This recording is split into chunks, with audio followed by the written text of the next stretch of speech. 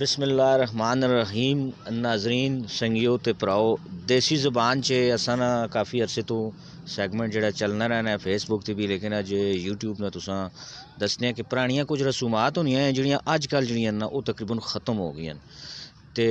ओह थोड़ियां जिहियां नौजवान नस्ल पता लगनियां चाहिए कि रसूमात दियां। मने नाल इस टाइम जनाब उस्ताद रफ़ाकत अली अवान साहब उन किसी तारुफ ने मोहताज नहीं, साफ़ी भी जान को जुन यानी कि नाल जनाब मलक डी अवान साहब साढ़े नाल हों। ठीक है, इन्होंने भी कोई तारुफ नहीं ज़्यादा लम्बी चौड़ी, क्यों जी कोई ज़रूरत है नहीं, मशहूर बंदे हो हैं। अच्छा उस्ताद जी, एक इत्थे असां ना रवाज होना है दाल रोटी वंडने होने। मैं निका जाया ना असां ने सामने घर आ अपना बाबू गुलाम रबानी उन्होंने बेबे होरी जी साढ़े भी बेबे ही समझो आए ते ओ जनाब अली ओ जनाब अली जड़ा ना वो दाल रोटी वंडने, कुंगड़ियां वंडने, छोले होने दूआ त्रिया, फिर असी भैन भरावां मरों भी आने एक और भी दो जी। ओके होना है ज़रा थोड़ा जा दसो ते मास्टर जी। अपना सूरत हाल ये कि जिस वक्त असी लोग बड़े हुए हैं तो असां ये चीज़ां देखियां कि इस्लाम ने तहजीब और इस्लाम ने गहवारा किया। उस ज़माने च भुख बड़ी अहम चीज़ है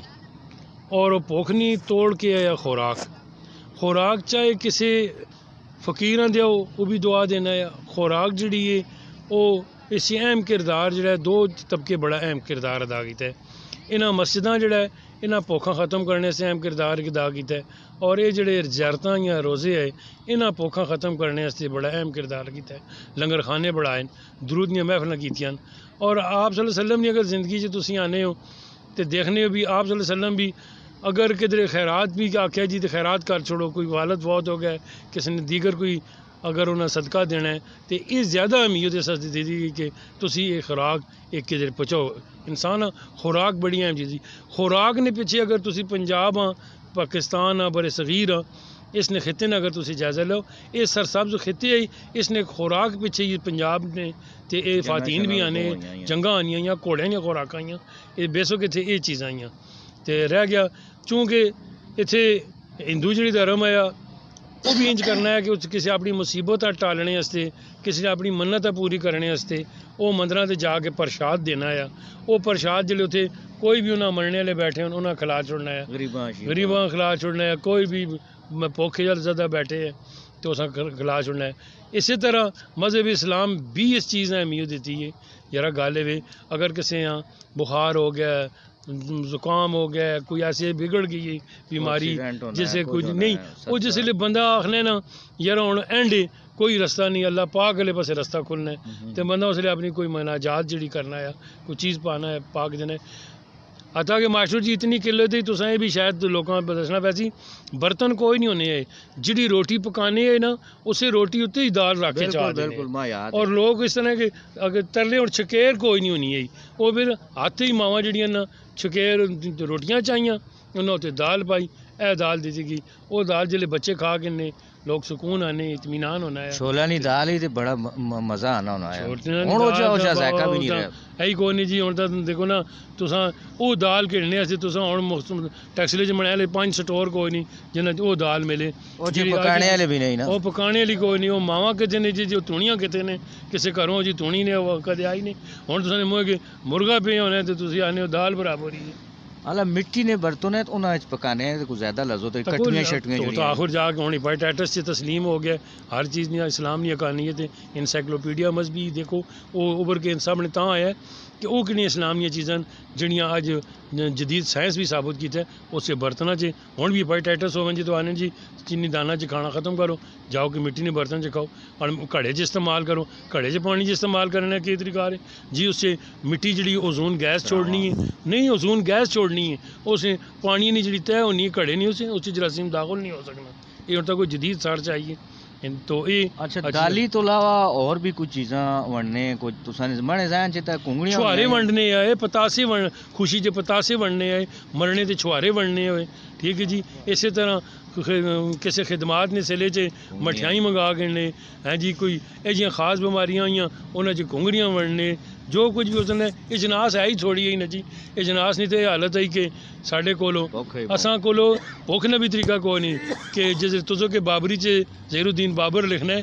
कि अच्छा अगे जनाब हुन जिहड़ी गल मैं पुछनी मतलब कल दित्ता आवान समझना मुख्तसरन एडी आवान मैं आखना रहना। अच्छा मलिक साहब एक असां ने इत्थे रवाज इंज भी है महल्ले आंढ गुआंढ च जिस टाइम किसी नी फौतगी होवे नी कोई महल्ले आंढ गुआंढ च फौत होवे न उस वेले ज़ाहिर गल है ज़्यादा ही टेंट शेंट आह्ला जेह्ड़ा कम्म नहीं होना है मंजियां शंजियां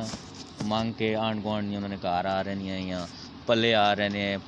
थले डाने लियां चटाइयां शटाइयां थोड़ा जा वो दस छोड़ो रवाज अजकल नी नौजवान नस्ल जिन्हें टेंट तो अलावा कुछ है नहीं तकी थोड़ा जा वो दस छोड़ो। मास्टर जी अज तो 20 साल 25 साल या 30 साल पहले ये रिवाज कोई नहीं है। ये हुण जान लेटेस्ट जमाना शुरू होया है। ये रिवाज नवीं पौज साड़ी शुरू कीता है। वो इतना अच्छा दौर है कि जिस घर फौतगी हो जले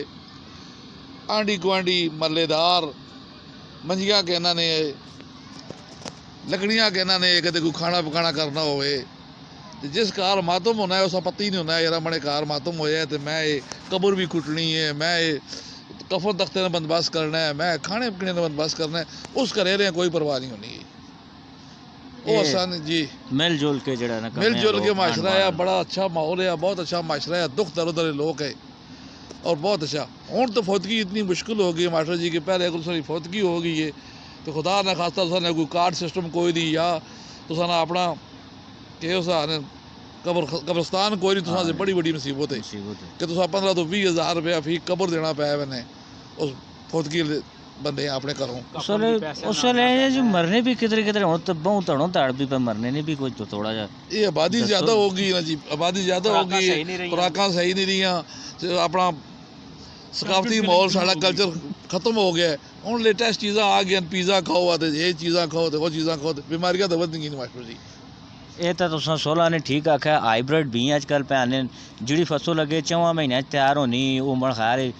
बाइयां चवियां ध्याड़ा तैयार कर देने उसमें के साथ हो सी ते उस के गजाइयत हो सी ये सारे अजकल शौकू लगे ना जी अमरीकन भी पाओ जी ये अमरीकन भी है जेड़ा हफ्ते बाद पता लगना बाद फल देना शुरू कर देना इसना ज़ायका की हो सी इस ताकत की हो सी ते बंदा खांसी के इस वजह तो बीमारियां बहुत बढ़ गई। अच्छा तंदूरे नहीं जिथे तक गल आनी ना ते मूँह चो मने ते पानी आना नाजरीन ने भी शायद आना ही होवे तंदूरे दी रोटी उस दौर च लकड़ियां वाला तंदूर होना आया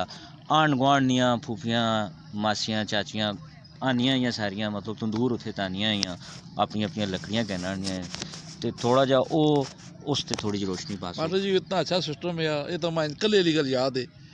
कि एक ही घर तंदूर बनना होना है तो आग कर रहे हैं आज शवेरी 5-7 जितने घर है वो मामा बहनों से आके रोटियां ला के है और उस रोटी की खासियत के ने वो इतनी अच्छी तरीके पक्की होनी है कि वो जितनी अच्छी तरीके पक्की होनी उतनी जल्दी हजम भी होवे नहीं कोई बंदे कोई नहीं आना माँ पेटे दर्द पै गया जिस बंदे एक रोटी खानी हुई वो 2 भी खा सकना यार इतना अच्छा है इस तंदूर का ज़ायका है ये नेचर है ये साड़ी सकाफत ही नेचर है और इसी कितने सिखले हैं कि एक तंदूर बने है और 5-7 घर तो आके रोटियां ला के दियां रोटियां। अच्छा जिस टाइम वो रोटियां शोटियां ला रहे ने विच जी छाई राख बचनी उस विच शाह जी आलू भी सटने और छलियां भी उस तो अलावा बैंगन सट के उन्होंने भरथा होना है क्यों जी उसके बारे च कुछ दसो। बहुत जबरदस्त वो आलू ना भरथा या बैंगन ना भरथा तुसीं हुण नहीं बना सकदे हो बिल्कुल वो साथ वो ज़ायका ही नहीं आउंदा तुसां जो शाही च पके आलू है या शाही पके बैंगन है उस भरते ना उस आलू ना ज़ायका ही अपने पास बादी पानी भी निकलवाना है जी उस बहुत अच्छा कुछ निकलवाना कितना खला तरीका है ना कोई गैस ना कोई खर्चा ना कुछ ना कहाँ थोड़ी लकड़ियां बालियां 5-7 घर रोटियां भी ला के दियां तो जना भरथा बनाना है आलू ना बैंगन ना वो भी बना के मावा पैना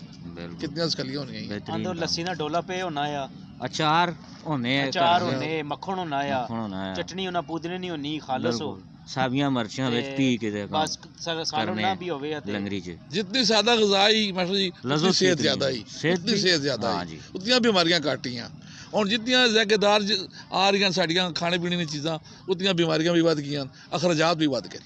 एक लूण एक मरो एक 2 चीज़ां ही हुण बेपना आ गए कि उसका नाम मसाले वो साथ नहीं होना और मसाले सारे सेहत से बड़े मुज़र